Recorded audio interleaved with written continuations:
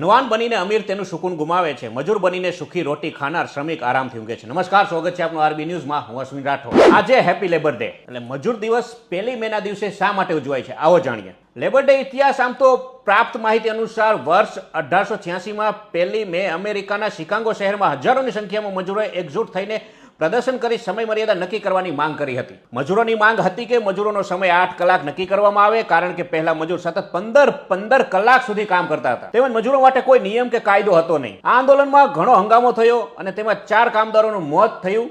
લગભગ 100 જેટલા મજૂરો ઇજાગ્રસ્ત થયા હોવાની વિગત પ્રાપ્ત થાય છે. જોકે આ પછી પણ પ્રદર્શન ચાલુ રહ્યું અને આખરે મજૂરોની જીત થઈ. મજૂર દિવસની શરૂઆત આ રીતના થઈ કે 1889માં પેરિસ ઇન્ટરનેશનલ કોન્ફરન્સમાં 1 મેના રોજ મજૂર દિવસની જાહેરાત થઈ. આ પ્રકારે સમગ્ર વિશ્વમાં મજૂર દિવસ સેલિબ્રેશનની શરૂઆત થઈ હતી. સૌપ્રથમ ભારતમાં 1 મે 1923ના રોજ ચેન્નઈમાં મજૂર દિવસની ઉજવણી કરવામાં આવી. ભારતમાં લેબર કિસાન પાર્ટી ઓફ હિન્દુસ્તાને 1 મે 1923ના રોજ મદ્રાસમાં તેની શરૂઆત કરી હતી. મજૂર દિવસનું મહત્વ શું છે? તો કહેવાય કે લેબર ડે ઉજવવાનો મુખ્ય ઉદ્દેશ મજૂરોની સિદ્ધિઓનું સન્માન કરવાનો અને તેમના દ્વારા અપાવેલા યોગદાનને યાદ કરવાનો છે. આ સાથે મજૂર દિવસ પર મજૂર વર્ગને પડતી મુશ્કેલીઓ અને સમસ્યાની ચર્ચા કરવામાં આવે છે.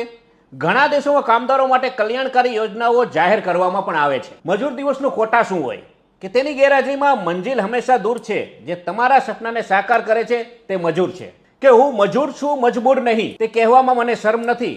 આકરો પરિશ્રમ કરીને ખાઉં છું, હું મીટીને સોનું બનાવું છું. મજૂર દિવસની ખૂબ ખૂબ શુભેચ્છાઓ સાથે આરબી ન્યૂઝ વતી હું હતો અશ્વિન રાઠોડ. જય હિન્દ, જય ભારત.